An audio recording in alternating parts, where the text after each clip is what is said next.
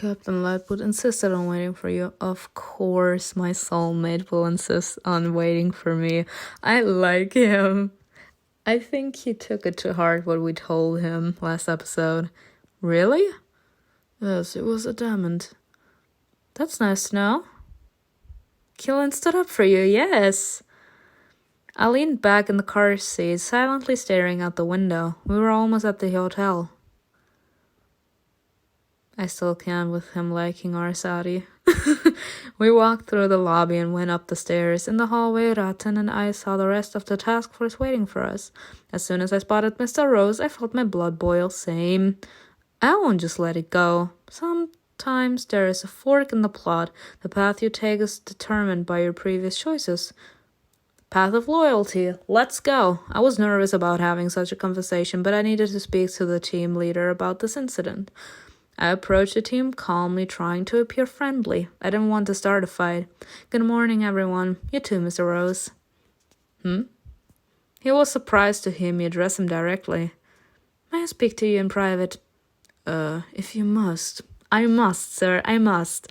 We took a few steps away from the rest of the team. I looked up at him, who seemed a little puzzled. I'd like to discuss a certain incident. Why did you want to start the investigation without me? You were far away, while the rest of us were already here. The hotel staff speaks English. I didn't think it would be a problem if we started without you. You've got to realize that time is of the essence now. The man is missing. We can't afford to wait for you. I swallowed my anger and took a deep breath. Just let me know beforehand when I should arrive, and I will be there. You never told me a time. I didn't want to be cut off from the rest of the team and live elsewhere. I didn't have a choice. Mr. Rose weighed my words for a moment. He tried not to look at me, so not to meet my gaze. Agreed. I smiled. You managed to avoid direct confrontation. The team leader addressed the group. All right, let's get to work. Let's not waste any more time. There are a lot of people to interview, so we should split up. As I have already mentioned, the hotel staff speak English. There is no need for Miss Khan or Miss Vaish or Mr. Vaish to accompany us all the time. Perhaps, but I'd rather have Miss Khan with me. Oh, sir. Just say already that you love me. I met KILLIAN's gaze. There is nothing strange about that. I'm sure we'll learn more if we speak Hindi instead of English. Ooh, agreed. I'd also be more comfortable going with Amala. Mr. Rose looked at the two of them in confusion. Do whatever you want. Just hurry up, Miss Khan. Who do you want to go with? Oh my god. With Ratan, with Lima, with KILLIAN. At this point in time with him, because he was the first one to say it, I'd rather be safe. Love it. KILLIAN smiled slightly. Fine, Miss Burke. Miss Vaish, you're with me. Captain Lightwood, I suggest you interview the people on this floor. We'll go downstairs. Got it. Let's get started. We split up.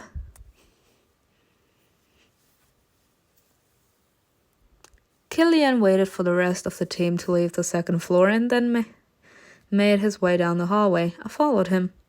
The maids are very chatty. We can get the most information from them. I agree. Where can we find them? It's nearly lunchtime, which means they're getting ready to clean the rooms. I'm sure we'll run into some of them. We'll need to get a maid to talk. If you want us to speak in Hindi, then I'll do it. But will I be able to pull it off?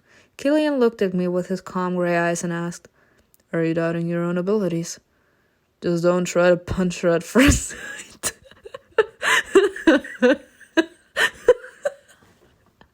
Honestly, for those who don't get the joke, I chose to smack the person in the first episode, and it turned out to be KILLIAN, and him literally bringing that, just try not to punch her at first sight. That's going to make her like you a lot more. I beg your pardon. No doubt she'll be able to dodge your blow as well as I do. See? I love it. Oh, KILLIAN brought up what happened yesterday. Oh, come on. It's not funny. I'm not laughing, am I? Sir, I didn't know it was you. I was nervous. I've never took part in any kind of investigation or interrogation. Still, they chose you, and I'm sure they have their reasons. There are no fools in our field. How can you be so sure? Well, why that face, sir? I called headquarters and asked about you.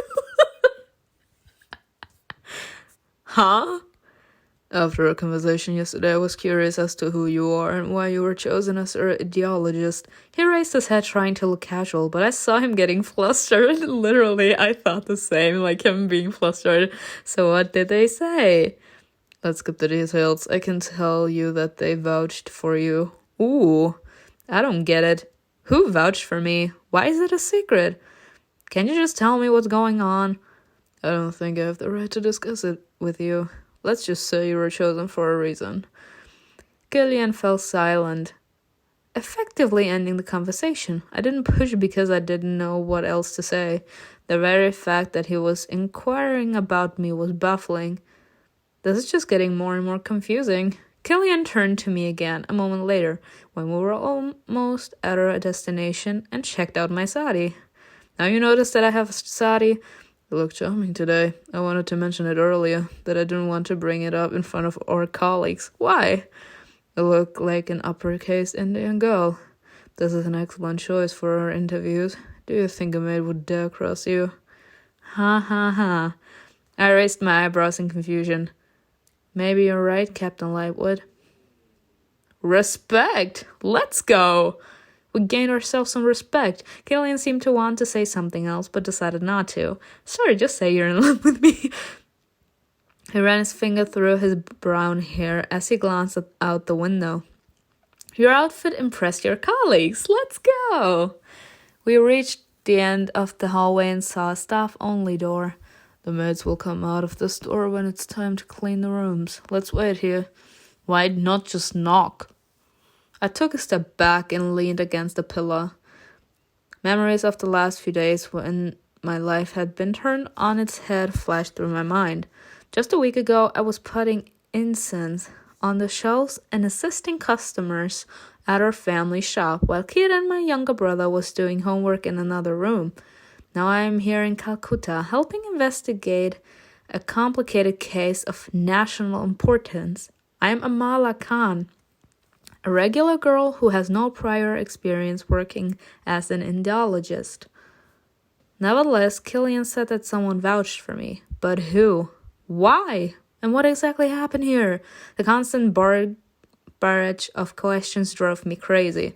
I looked at the captain, who was also lost in thought, with his arms crossed over his chest. Our eyes met, although just for a few seconds. Amala. Huh?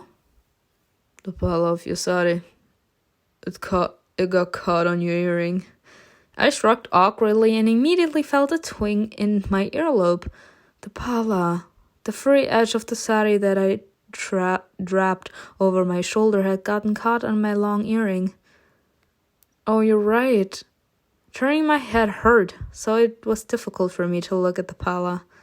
Okay, I'm trapped. I could help if you'd like. Yes, please. Okay. Just help me, sir. Why you gotta be this difficult? KILLIAN moved closer to me. His attention was focused on the earring, which he grabbed carefully. While trying to free the earring from the pala, he tilted his head slightly to one side and bit his lower lip. He's having a dirty fantasy, come on. I caught a whiff of KILLIAN's faintly scented cologne. Let's go! It was light and a little musky. It felt like a forest in the morning, with fresh pine needles, fragrant mint, and notes of cedar wood. As he untangled the earring from the fabric, KILLIAN's fingertips brushed against my cheek. He noticed it too. Pardon me. It's fine. Is it stuck? No, I'm almost done. His eyes were bright gray, almost silver in color, framed by thick eyelashes, like a stormy sky. It looked... Wow, oh my god, we gotta... No! So I chose the right one? Yes! Oh my god, no, look at this. Love it. Oh, I love it. And done. I wonder how you managed to... I rarely wear such jewelry. I'm too awkward, and I lose everything. I'm too awkward, I felt that. Too bad, it suits you. Thank you. Killian enjoyed helping you.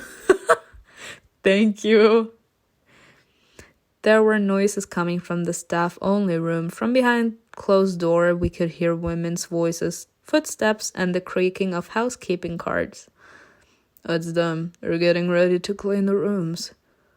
Great. It's showtime. Should we question the first maid we see? No, there's a particular maid I'd like to question. Why her? She is chatty and observant. I was watching her the other day. How very perceptive of you. I'm good at my job. I hope you are good at yours too. Suddenly the door opened and several maids emerged from it. They were chit-chatting and having a good time. From the snipes of conversation I could catch, I gathered that they were talking about a cute new waiter at a nearby restaurant. Suddenly I felt Killian's breath in my ear. He whispered, "There she is, on the right, with the nose piercing." Got it. I waved to the young woman, my gaze falling on the one Killian had pointed out to me. I addressed her in Hindi. "Good afternoon. May I speak to you?" Ooh! I just need a moment of time. My name is Amala. The young woman looked at me from head to toe. She was a little confused and wary at first, but eventually nodded. Okay, ma'am. My name is Matu. Great, Matu. Did you clean Mr. Hayes' room? He was an ordinary middle-aged British man, Yes, ma'am, I know him. You do? That's great. Killian was watching us in silence. Oh my god, I hate this. Honestly, I hate that too. Like when you're literally in a group and they all are capable to talk in a language to one another and you're like the only person that can't, you just watch them you start literally just watching them and you feel so uncomfortable and so left out. I feel this. Poor Killian. Madu, tell me about him. Had you noticed any recent changes in his demeanor? He kept to himself and spoke very little. It's hard to describe him. Can you tell me anything at all about him? Madu shrugged and looked away. I'm sorry, madam. I know nothing about him. I've hardly seen him. I felt a light touch on my hand. Killian almost imperceptibly grazed my finger, drawing attention to himself. I looked him in the eye. He shook his head slightly and whispered, She's trying to dodge the question. Be firm, be kind, be generous. I would say be generous, but I feel like that's... I feel like if I'm too firm, she's just gonna run even more. But being kind didn't help us. Be generous, I don't know. Madu, you are a beautiful girl. I'm sure you want to be able to buy nice things, but it must be hard on a maid's salary. The girl looked surprised and embarrassed at the same time. We can both get what we want. I took a pile of bills from my purse. In England, it would have barely been enough for bread and milk. In India, it could buy a nice dinner. Is that better? Loyalty, let's go! We're going with loyalty. You're very generous, ma'am. Matu lowered her gaze to the floor. But I really don't know much about Mr. Hayes. He had been jittery lately. Every night he demanded that the hotel manager send security to his room to check that everything was in the right place. So he was starting to have the same symptoms we are having. He started to feel like someone was watching him. It was always very hot and stuffy in his room. He never opened the windows to let the air in. Why? He was scared that someone might break into his room. Yes, like we are. We are scared. We are literally freaking out, having the feeling that someone is watching us. The same as us. Is it possible that someone did break into his room? Mother abruptly shed away. No, it's not. Mr. Harris was very anxious and cursed a lot. Please, ma'am, I don't know anything else. I hardly ever saw him. He was afraid of being followed. He was scared to let us in to clean his room. And after cleaning, he always double-checked that everything was exactly as he left it. He was even scared to have dinner downstairs. He always ordered room service and insisted on having the same waiter deliver his food. Excuse me, madam, but I have to get to work now. Matu turned away abruptly and quickly walked down the corridor without looking back at us. Killian and I looked at each other. I couldn't understand a word she said. But she seemed nervous. You're right. I told Killian everything the maid said. He closed his eyes, pinching the bridge of his nose with his finger, and let out a sigh of resignation. Everything's a mess, Miss Khan. We won't be able to close this case quickly. I was hoping to be back in London next week. How silly of me. She was definitely hiding something. I'd be surprised if she wasn't. Maybe Mr. Rose and the others were able to learn more? Let's find out. We had a tour at the top of the hallway. We met up with the rest of the team. It took a little while to discuss the information we collected. Mr. Rose summarized. So we haven't learned much. The maids on the first and second floors, as well as Ravi the waiter, all say similar things. I was nervous and reluctant lately. He never ate at the restaurant, always ordered room service that had to be delivered by the same waiter, and wouldn't open the door for anyone else. He obsessively kept track of his belongings. He wouldn't let anyone open the window in the room, even to let some fresh air in. He was paranoid. He didn't speak to anyone, wouldn't let anyone in, and insisted that the door to his room would be guarded at night. We all looked at each other. Any ideas? He was clearly afraid of something, obsessed with the idea of being followed. But we're having the same symptoms. But what could have scared him so much? That's a good question, Miss Burke. Perhaps it will point us in the right direction. None of the locals would dare break into a nice hotel to rob or attack a foreigner. Everyone knows this, but Hayes was still afraid of being attacked and kept the windows closed. It's ridiculously hot in India. Fear drove him insane. But fear of what? What happened to him in Calcutta?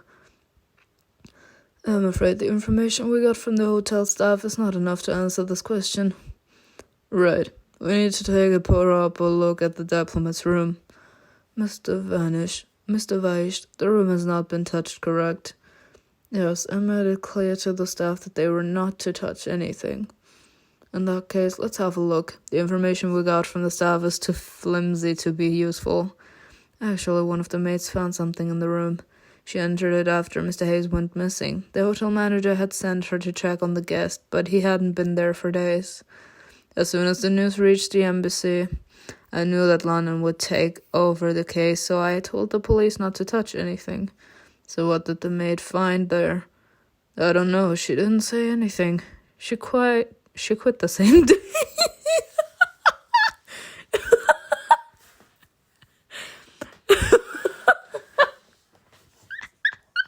So whatever was in that room scared her so much that she literally ran away. That's funny. Let's go to this room. Let's see what this trail of breadcrumbs takes us. Let's go. Oh, I love this. I'm great. Well, that was episode 2. And I kind of like it. I gotta admit, I like it. Like, I love the mystery the story has put up. But yeah, I hope you enjoyed it. Tell me in the comments below what you think was best, and I will see you in another video of mine. Bye.